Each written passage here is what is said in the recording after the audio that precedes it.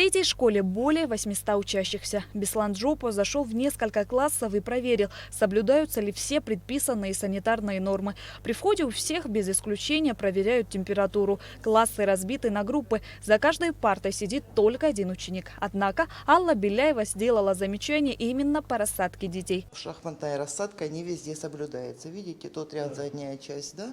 Этот ряд задняя часть, да? Центральный ряд идет.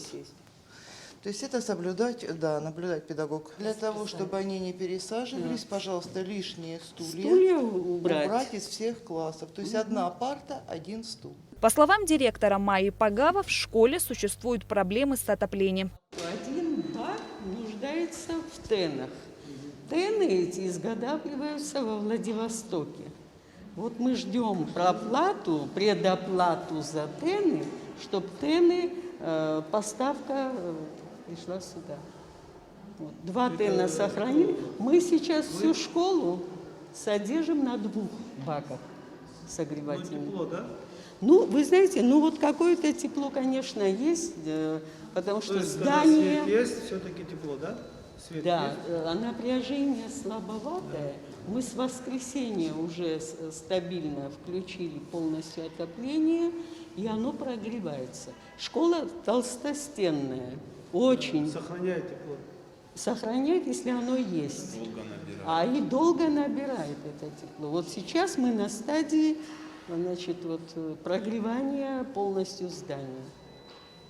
Ну, где есть кондиционеры, где холодно, мы подключаем. В школе функционирует модель 3 на 3. С понедельника по среду учатся старшеклассники, а с четверга по субботу младшие классы. Учителя весь карантин проводили онлайн-уроки, однако они не так эффективны, как хотелось бы. Стараемся программу, чтобы дети осилили.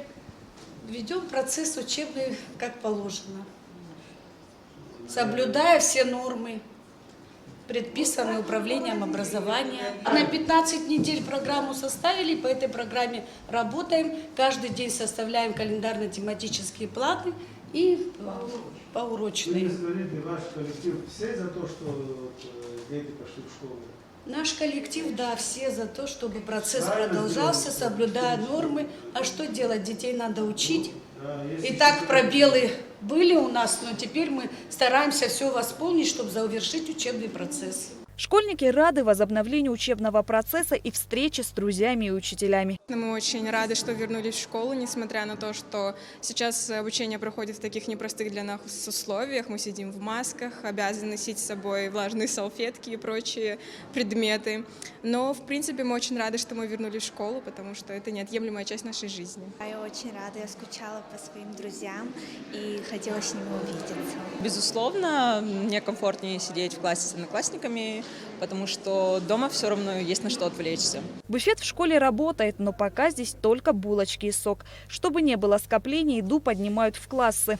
У нас перемена 10 минут. Ребенок может отдохнуть. Если родители дали ребенку паёк, они могут у себя в классе перекусить. А для тех детей, которые не принесли с собой, первую неделю администрация города организовала централизованная выпечка. Но выдерживать, конечно, на всю школу на 9 тысяч детей это невозможно. Исходя из этого, мы практически планировали это для начального звена. А старшее звено вот у нас с понедельника, там, где есть пищеблок и где есть у нас столовый, было организовано по предписанию СЭС, что дети не заходят в пищеблок, еду поднимают то ли классные руководители, то ли родители. К сожалению, при таком методе нельзя наладить полноценное питание. Да, конечно. То есть первые блюда будут исключены полностью. Если сильно постараться, возможно доставка, допустим, вторых блюд в одноразовой посуде в классы. Ну, тут уже как наладят. Тоже нет. Это вот булочки там. Пока, да, пока мы только, сегодня старшие классы работают второй день. Это особенно актуально для маленьких, для первых, 4 классов. Тут надо подумать. Беслан Джопо посетил и Сухумскую 4-ю школу имени Гуля. Здесь также соблюдаются необходимые санитарные нормы, предусмотрены разные входы, что и отметил по завершении инспекции первый вице-премьер, министр сельского хозяйства Беслан Джопо. Исходя из указания президента, руководства страны по проверке ситуации в школах, в учебных заведениях в связи с тем, что начался учебный процесс, отдельная комиссия поручена всем членам правительства посетить школы по всей Абхазии. Мы сегодня в связи с этим посетили 2 школы. Школа это 4-я Сухумская и 3-я Сухумская школа. Обе школы они являются здания в очень приличном состоянии, так как недавно был капитальный ремонт строений, поэтому они отвечают всем требованиям тем, которые для учебного процесса. Другое дело, в связи с теми ограничениями в школах практически не соблюдаются. Это смены, это организованные, и помимо смены разделены на 2 группы, которые по дням в неделю отдельные дни ходят.